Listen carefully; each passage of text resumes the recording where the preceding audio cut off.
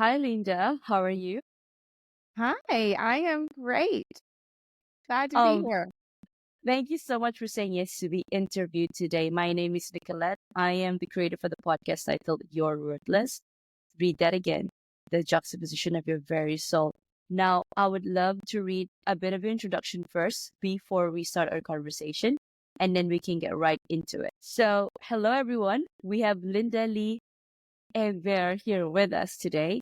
A passionate advocate for foundational life giving health, is driven by a profound personal experience that has shaped her life's mission.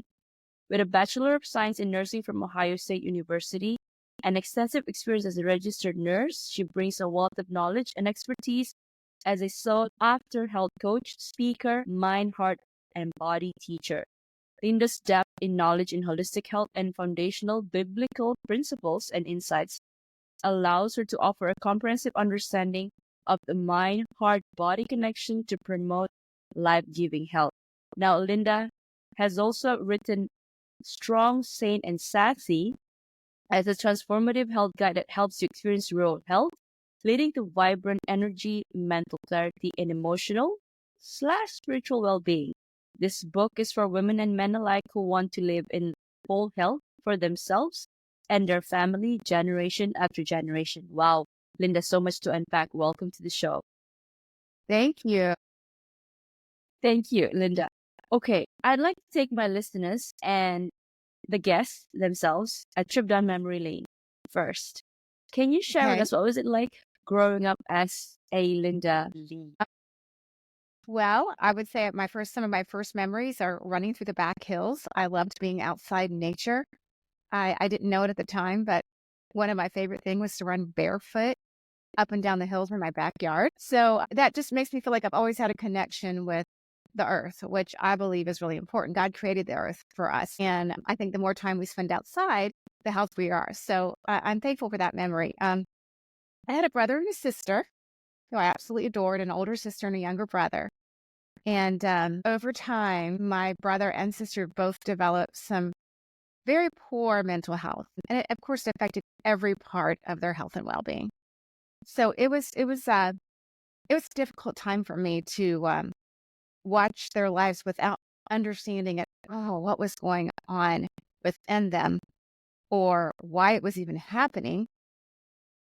My brother developed a drug addiction, but the hardest part was my sister in the beginning. She just started acting in different ways. And so um, she was my best friend. I went everywhere with her. We traveled, we just traveled life together. And up until she was about 17 and I was 14 and maybe even 16, but I just saw a lot of changes in her. So that began kind of a very traumatic place for me. My younger brother at that time, at the same time, not exactly at the same time, but within a year after her um, trouble started, he developed a drug addiction. So I was kind of in the middle of two siblings, kind of watching their lives completely unravel. And so that's a big part of my story. Of course, I wasn't able to really process it fully. It's been a lifetime of processing it and understanding, my own story and how it relates to the passion that I have to help people understand where true health originates and how to use their own incredible body and mind and spirit to create health. Our body has it all within us. So maybe that's more than what you asked for, but that's a little bit about my Wow, well, so thank you I for lost being candid. they both passed away. They both passed away. So I am so sorry. early on. Well, okay. I'm very sorry that happened to you. I just want to share with you since you opened with this story. I had my own spiritual journey. I think after my divorce and my after I left my toxic environment, my job, and that's when I started going in as to the importance of mind, health, and body connection, especially spirituality. And that's also was the impetus of the podcast because I always had this narrative in my head: you're worthless, you're worth to nothing if you are, you're not lovable because the person that you actually devoted yourself to decided to go their own way, and then yeah, and you respect yourself enough to not stay in the relationship, but after the separation you still have to grieve for that loss. And just today itself, it's like no matter how, excuse me, I experienced it back in 2019. So it's been 5 years now. And I often think that the universe or God, they give like, okay, you think that you're done with the healing, so you're superior than and then everybody else around you, right? Until um he gives you that similar experience again, and he wants to see how you react in that situation. And I think that's the real test to me. And I every time I'm, for example, like with, I know we're going off tangent, but we're gonna come back. You're meeting like a new person, for example, in my case, right? Because that was my impetus of the whole thing. And it's like if you're not fully healed, the triggers can start coming up to the surface again. But then you have the option or the choice to react differently. So and I have it's not an easy journey. I can tell you, Linda, because you tend to again go back to your old pattern, but then you're more aware now the old Nicolette is acting this way again, which you shouldn't. You said you've healed. So what's the better way to react or handle the situation? So yeah, I just thought of sharing that because I think it's not really similar, but it's relatable in a sense. Well, I can relate to that. And that's exactly what my book is about, is learning how to create those new pathways for yourself, yet also showing yourself a lot of curiosity and compassion as you fall back not fall, but as you revert back into old habits of protecting yourself and of not living in truth. No, it's really like you're not really living in truth. You're living in a way that is you're trying to cope. And so Yeah. that's not a healthy way of living. And so we have to understand that we're going to have times where we wander off the true path, and we have to help ourselves get back on that true path of true health and living in authentically who we are. And I love that. And you've been doing this for like, I think for more than, I don't know how many decades already. And you're still processing it right now. And it's, for me, it's just been half a decade. And I'm like, oh, how again, like you said, and also the realization that I just had just today, actually, before the interview. I'm like, you know what, Nicolette, you don't have, nobody has the power to hurt you. Only you have the power within yourself. And because it's the trauma when you put yourself back in the position, you're so fearful of what the other person might do to you because of your past experiences, even though you've uncovered, you've gone through the root cause, you've broken every self-limiting beliefs there is. But yeah, it's like, how much can my heart take, right? But yeah, I guess living and opening up, living purposefully, gets you up in the morning, and is having compassion for yourself. I think that's the most important thing as well. I do too. And I also think we can honor and respect who we are and even our story.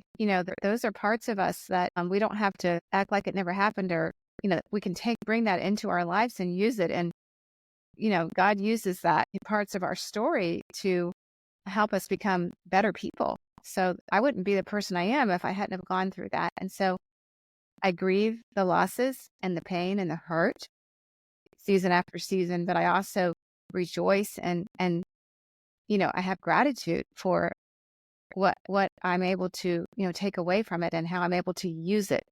And it's just such a huge passion. I have so much joy in helping others, create really good health from the inside out. Love it. Thank you, Linda, for being so open and candid about your story. Okay, now let's go to your book. Who is Strong, Sane, and Sassy speaking to? Tell me about them. Tell the listeners about them. Strong, Sane, and Sassy is speaking to, I'm going to start with this one first. A 35-year-old, maybe a little That's younger, maybe me. a little That's older. Okay.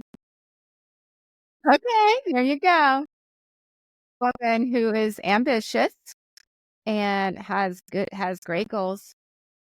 And she's reached a point where she's realizing that she needs to spend more time really taking some inventory of herself, of her true self. She's realizing she's probably suppressed some of her own body's signals. She doesn't have a beautiful relationship with her own body as she's designed to.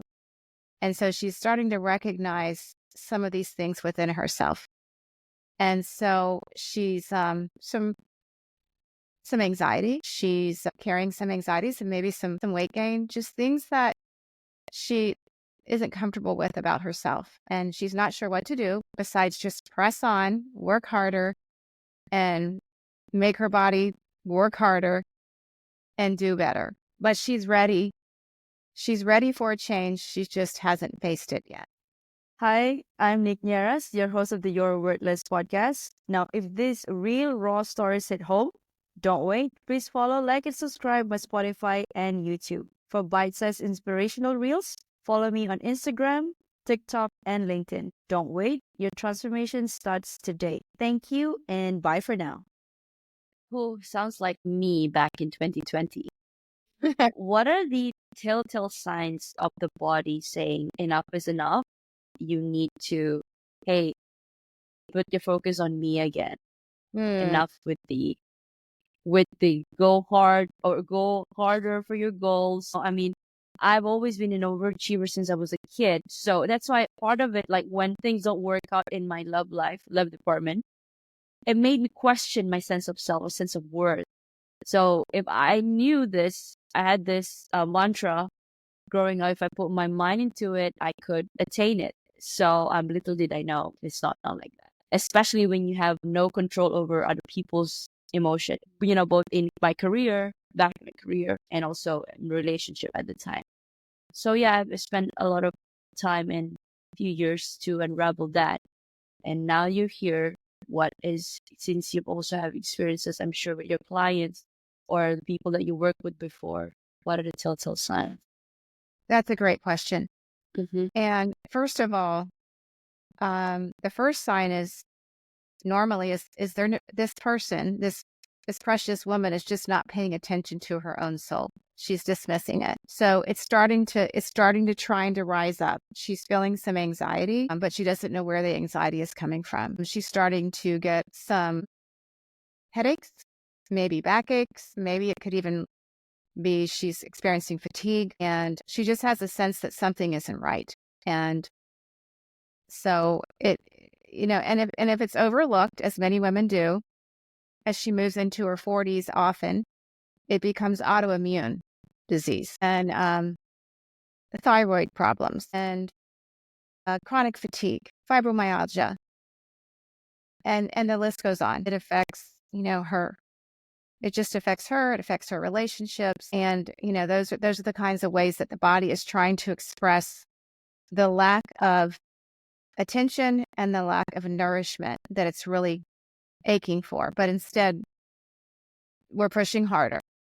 We're working harder. So it's usually nothing starts to change until something does happen, or whether it's just life just will break down a little bit in some way, whether it's the body, whether it's relationships, something gets her attention. Wow. Yeah.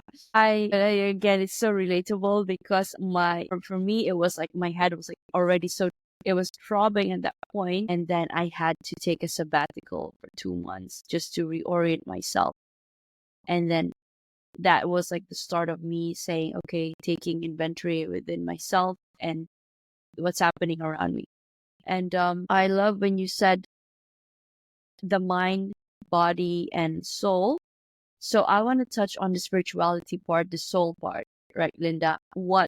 How did that come about into the integration of this mind, health, and body, holistic Yes. well-being? Well, the soul is the essence of who we are. And honestly, that's the soul. And we really can't separate our mind and our body and our spirit. And that's what we do. We try to dissociate, especially as women, from our own body, treating it however we want to treat it, instead of understanding it's us. Our body is a very dear, dear, dear part of us, that we love and honor. When it comes to the soul, it's every part of us. It's the essence of who we are. I mean, our soul is really who we are. And when we ignore our body, when we ignore our emotions, when we have mental exhaustion and chaos, our soul can't be in a good place. And so we have to work at integrating all parts of ourselves and realizing that each part of ourself is equally important. So if it requires time. So the way that we get more connected, mind, body, spirit, soul, is to spend some concentrated time taking off the layers and getting to what's really going on inside, getting honest with ourselves. And we can do that in physical ways too. Yoga has been a huge practice for me it's a lifestyle for me. I incorporate my faith and I incorporate what my body is telling me, honoring my body, what's coming up, what my body is releasing while I'm practicing yoga. So it's not like we're just sitting, which we can do that. There is a place of quietness and stillness. But when we incorporate movement, especially yoga and some deep breathing and some reflection, that's very important, and examination, and then get to know our own will. What are our choices and why are we making those choices regarding our own health, regarding how we're dealing with conflict, or all of those things. Then we can get to a true place within us. And what I believe is that we can't really be living spiritually. We can't be thriving spiritually if we're not living in truth, at least to the best of our abilities. Truth being, what are your core beliefs? What are your core values? And how does your thoughts and your interactions and your lifestyle, the way you're treating yourself, how is that all aligning together? Or is it? When you said that, something just popped into my mind. Like, I think my issue, like I like to uncover every guest that I have on. It's like a mini therapy, mini coaching session for me, right? So whenever that person is saying something, that's like this the one thing that's popped into my head. And for you particularly, it's like I think I've always assumed that my work comes, first, then my body and my soul, right? So if I don't get it right, like everything is not this is not worthy, it's not right, it's not enough. But in fact, it's work or people around you should be secondary to your needs, because you have to fill your own cup first before you can perform, before you can thrive in your business or in your work, or before you can show up as a partner, as a mother, as a sister in your family setting, and as a contributor in the community that you're in, if you're trying to build one. So, wow, what a profound realization for me today. You just said it. That's it. That is the truth. And we try to squeeze out of taking care of ourselves, thinking, no, I gotta get this done, or I gotta take care of my children, or I gotta meet this need over here. No, that's not the truth. That's not true. We need to take care of ourselves. No one's going to take care of us but us. And that happens first. Because we don't, like you said, we don't have anything to truly give if we haven't fully given to what our own needs are asking, what our own body, mind, and soul is asking and needing from us first. This conversation is like a warm hug for me. Thank you, Lynda. Awesome. Okay, all right. The subtitle of your book is Exposing the Truth About Real Health. What is that truth? I would say two things. First, that we are integrated. We cannot, and I've already said this, but we're not fragmented people. We don't have a spiritual health and a mental health and a physical health. We do, but we can't separate them. They're all integrated. And so we have to understand that our body is a reflection of our mental health, our emotional health, and all of that, our spiritual health. They're all combined. And so one is a reflection of the other. So we're integrated people, we're whole people, and we can't separate ourselves. And then our lifestyle habits, the things that we actually do day after day, how we think, how we the nutrients we put in our body or we don't, how we interact with other people, our relationships, how we move our body, how we interact with the world. I have eight habits that are highly, highly empowering. And so that becomes our true health, is what are we doing day after day that impacts our well-being? From the quality of our thoughts to the quality of our diet is going to be the quality of our health. Becoming a podcast host was a natural extension of my second act. Now, after spending 15 years in the corporate world, I've transitioned to helping individuals overcome challenges like navigating tough relationships, career burnout, and aligning their mission with their soul's calling. By certifying as an RTT hypnotherapist and a lifestyle coach, I've made it my mission to empower people to recreate the life they deserve and building a supportive community through my podcast. Now, let me ask, are you facing challenges like struggling to reprogram your mind to attract wealth, weight issues that feel like a constant yo-yo, insomnia or restless nights from daily worries, or just a lack of confidence in public speaking? By certifying as an RTT hypnotherapist and a lifestyle coach, I've made it my mission to empower people to recreate the life they deserve and building a supportive community through my podcast. Are you feeling shy? Don't be, because I'm as real as it gets. Let's connect on Instagram and LinkedIn and start your transformation today. Is that the strength acronym? Yes. Okay. Okay. Okay. So this is extensively researched, science-backed, and proven lifestyle habits, all encapsulated in this acronistic strength. So can you tell what strength stands for and explain each of these lifestyle habits? Yes.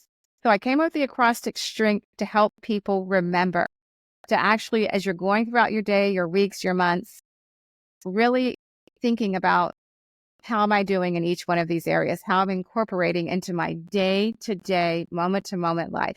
So S, the strength, the S in strength, the first one, and I believe it's the foundational one, learning how to really sense your own body's signals and search your soul.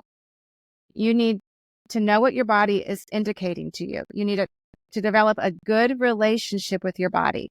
Your body tells you when you're stressed, when you're in fight or flight, and it will give you signals. You need to understand when your body is reacting to a food that isn't working well for you, or responding to fatigue, maybe from something you did or didn't do, or didn't sleep well. So our body is highly intelligent. It is our best way to understand what we truly need and how to listen. And then in my book, I show you how to help yourself support your body well. And then so the whole that strength, the S in strength is all about learning how to really understand your body's signals and how to search your own soul so that you understand what's going on inside of you and how to respond to it. And then the T is training your thoughts. Our thoughts, our mindset has the biggest impact on our health. What we tell ourselves is huge. And I find that most people, can you hear me okay? There's a bit of a background noise at the back. I'm trying to figure out what that's from. Do I need to do anything on my end? Okay. It seems like it's not there anymore. Okay. You want me to just keep going? Yeah. Okay. So the T is training your thoughts. And honestly, I don't think people understand, like, just like we choose what we're going to eat, we need to choose what we're going to think regularly. And so we really want to have a very nutritious mental diet. We need to be very particular about what we listen to, what we hear, what we see, and what we engage in our own personal narrative, in our own mind. And when we begin to establish a healthy mindset and capture our own thoughts and set healthy thought patterns for ourselves and you can actually change everything about yourself when you develop healthy thought patterns. And so I lay out how to do that in the T for train your thoughts. And then the R is rest, restore, and rejuvenate. I think a lot of women, I can tell you were like that. Rest it doesn't feel unproductive. Yeah. It feels unproductive. It feels, oh, I'm not doing anything. So it kind of triggers that sense of worth. Like if I'm just sitting around, I'm not. And that's not what rest is. It's not sitting around. But we do need to rest our body physically and rest our soul. And we do need to understand what do we need to restore ourselves. That's so important. And what rejuvenates us. Everyone's different. So I give lots of ideas. Play and adventure could be very restful for some people, and others it could just be, just having a rest outside in a chair. So you really have to know how to rest. And I talk about rhythms of rest in your day, in your week, in your month, and in your year. And studies show over and over again that people are most productive and creative when they take time to rest and rejuvenate. So, and then the E is exercise and movement. A lot of times people think I need an exercise program. And the truth is, this is the truth about health. We just need to move our bodies. We're sitting too much. And there's all kinds of ways we can move. We need to be moving a lot throughout our day. Movement should be enjoyable, but it needs to be a habit. It needs to be something we incorporate into our day on a regular basis. It's just amazing what movement does for our mental health and, of course, our other aspects of our health. And then we get into nutrition and hydration. And of course, we know how important that is. That's a big topic right now in our country, is realizing all of the processed foods that we eat. It just, it causes a lot of problems when we're not eating whole foods. And so food should be something that we thoroughly enjoy. But at the same time, we need to be very guarded with what we're actually ingesting, because when we put things into our body it's not designed to have, creates so much chaos and, just lowers our dopamine, our serotonin, all of our good brain chemicals. So, again, we're just so interconnected. And then after the N is G, goal set with grace. So we need to set goals. We need to know where we're going and where we're headed, but we need to do that with grace, just because it gives us a roadmap and it gives us a sense of moving forward in purpose and in our health and in our wellness and our own particular desires and needs. We need to set those goals for ourselves. I do go through a period in the beginning of how to set your own vision board for your health and for your life, to create a vision and what that means, because we can use our mind to really create a vision. And when we do that, it's the most powerful way, because we're engaging all parts of our senses to create that vision. And from there, setting some goals. So, and then the T is thriving in community. I do use the SMART goal, explain what that is and how to do that. We need to measure our goals. And then the T is thriving in community. Loneliness is probably the biggest epidemic that we have now, and it hurts our health more than anything else. We need face-to-face community, especially as women. Hugely important. We will not be thriving in health without it. So I explain all of that and give ideas and all kinds of ways that we can build community. And then the last one is hone your healthy habits. We need to make our lifestyle habits. It takes time to develop good habits. And so I lay out how to do that. I use a book by James Clear called Atomic Habits and explaining, I use some of his principles about how to really develop, how to make your habit forming easy. Because to have good health, we do need to have good habits. It's action steps that we have to take daily to get truly healthy and to do that inward transformation from the inside out. So that's the strength acrostic. Wow. All the word that you just mentioned, STRENG, with the HTS, they're all, it's not rocket science, but we overlook it, right? We overlook them. And it's so important for you to be bringing it up front to the forefront, especially for women. And nowadays, and I think today itself, it's ever so important that holistic health, if you want to thrive, you gotta be focusing on this mind, health, and body Exactly. and soul. And I think I read an article yesterday. More and more Gen Zers, the younger ones, they're opting for non-alcoholic beverage. But it's a good thing. It's a good thing. But the recreational drugs that's been it's amped up. And of course, we know now there's medicinal purposes for it, right? And it unlocks certain realms. It connects with your soul.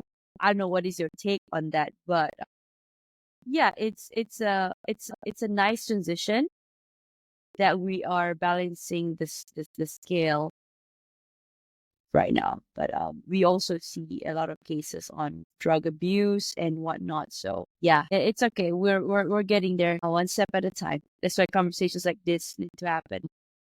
Okay, Lynda, you mentioned that many women are living unaware and disconnected from significant parts of themselves, and unknowingly they don't feel safe in their own bodies. Can you break down what this means and explain how it impacts a woman's health and well-being? Yes, it's like they're living in their own body, but they're living in a very poor relationship with their own body. And so they're a big part of who they are is the body that they live in. And instead of having a harmonious, beautiful relationship with their body, they're experiencing shame and just a poor sense of, because their body isn't what they want it to be, or because they're treating it like it's a thing instead of part of themselves. They're just losing all sense of a big part of who they are, and they're mistreating their very own, their very own personage. Vessel. Yes, their very own vessel. Yes. And so, you know, it's really hurting them. But that can change. And that's what my book is about. And that's what I did. The exact opposite. You can have a beautiful, harmonious, loving relationship with your own, your body, mind, and soul. Love your body and what it does for you when you begin to pay attention to it and understand it and work with your body and for your body. I love it. Okay. What are you working on currently, Lynda? One of the things that I'm really, I would say two things. The first one is I am working on just really trying to create an awareness of how far we have come from living in the body that the way we are designed to. So I would say two areas would be learning we're not moving enough at all. Our body is amazingly capable of so many things if we just use it, if we move it and stretch it and jump and do all the things our body was designed to do and run. So I'm working on trying to create a greater awareness of that, as well as an awareness of being out in nature. Because we were designed to connect, with nature, to eat the food from the earth, to connect, to be out in the sunlight and the elements of nature. I'm working on trying to really create awareness of that. I'm also just trying to get, I would say that even just the Christian community to understand, because God designed us that we want to honor him in this vessel. And it's so important to return, return to the way we were designed and to experience the fullness that we were designed to have. And then the other thing that I'm doing is I love health coaching and consulting, and I have a health and wellness practice. So I love working with women. I love helping them get on a track. A lot of them think it's too late. They're too, they're either too complicated or too messy or too old or too young. But every single woman is important to getting her relationship with her own body thriving and well and living in the true health that she was designed to live in, and really experiencing who she is and using her gifts.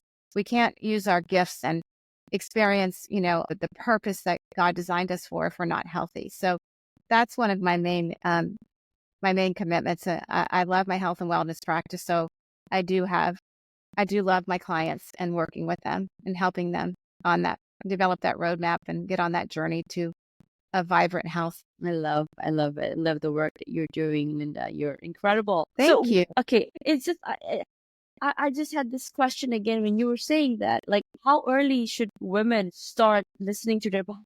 I know it's a kind of a rhetoric question, but yeah, No, how early should? I think that's a great question, and I think it really begins early on in life. And I think that women have been trained we just developed this narrative that isn't true from our culture. And we need to teach young children, young girls, in little ways and just modeling to them. It's never too early to learn how to listen to your own body and to respect and enjoy every part of your biology, of, what your body can do for you, understanding all the systems in your body. We don't need to have some kind of, deep knowledge, but just understanding the beauty of your lungs and your musculoskeletal system and, your hormones in your brain and just all different parts of your body and how well they work and how we can support them. I think that can start very early.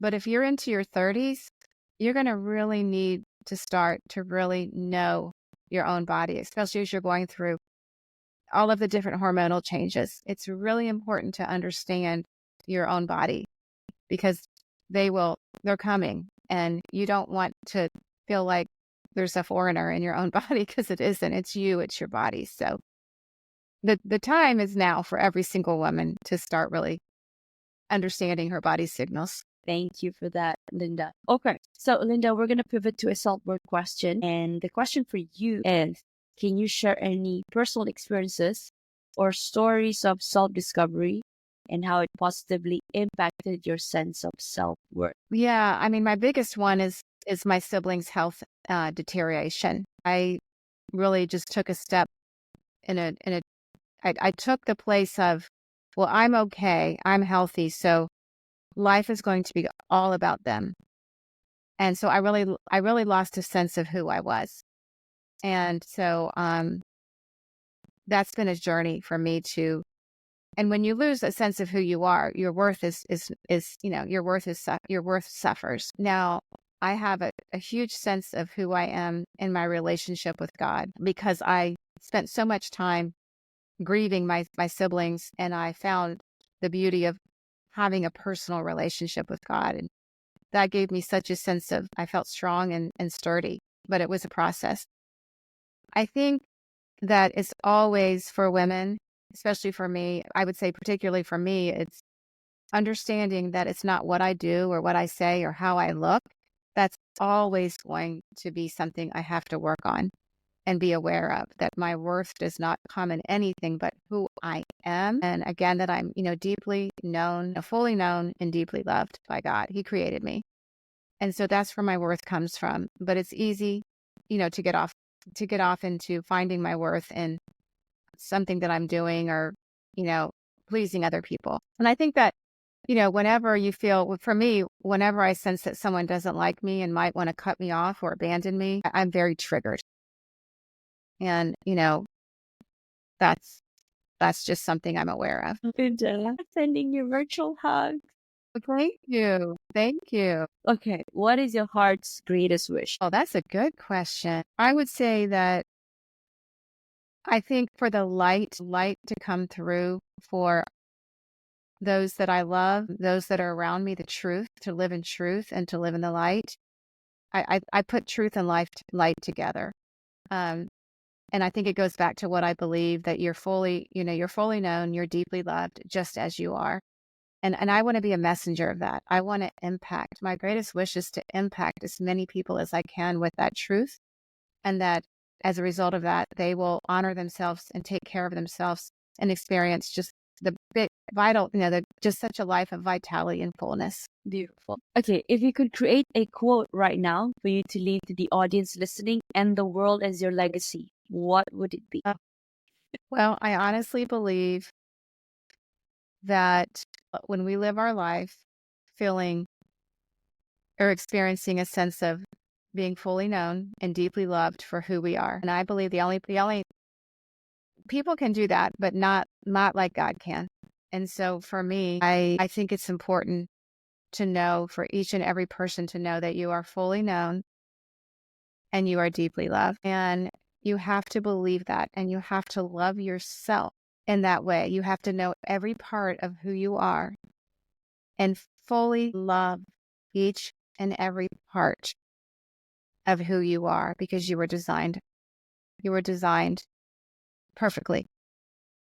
And you're not going to live flawlessly, but that doesn't mean that you can't accept every part of who you are. And love each and every part of who you are. And love is an action. So that means you're gonna actively love each and every part of who you are. Thank you. How can people reach out to you, Lynda? Well, I would love to hear from people. I have a website, Lynda Hebert. You know how hard that is for people to know how to spell it. LYNDAHEBERT.com. Or Wild About Wellness. Wild About Wellness is easier. That's my website. So you can learn about me there. My email address is just my name, Lynda, Lynda, Hebert, Hebert, 1, the number 1, at gmail.com. And my book, Strong, Sane, and Sassy, I guess you were going to ask me this. It's a bestseller. It's an international and national bestseller. And it's on Amazon and in any all the other places you can get it. But there's a link to it from my website to Amazon. And I'm on Instagram at Lynda, Lynda _ Hebert, HEBERT _ I'll be sure to follow you after the interview Awesome. today. Well, and there you have it, everyone. You've just heard an inspiring journey, incredible wisdom from Lynda Lee Hebert. Thank you for sharing the work you're doing to uplift others and make a lasting impact. Despite the challenges, Lynda, you're paving the way for others, and your dedication is a true testament to resilience and purpose. For our listeners, this has been another thought-provoking episode of Your Worthless. Read that again, the juxtaposition of your very soul. If you've ever felt worthless, know this, you're not alone. But here's the deeper truth. If you were truly worthless, why would your soul choose to be here in this exact moment, in this lifetime? Your soul traveled from the infinite, not just to exist, but to matter. And for that reason alone, you are worthy. And with that, I'd like to thank Lynda Lee Hebert for joining us today, and to all of you for listening. Until next time, I'm Nick Niaras, your host. Keep shining, keep growing, and remember, you are worthy and you are enough. See you in the next episode. Thank you so much, Lynda, for your time. Thank you, Nicolette.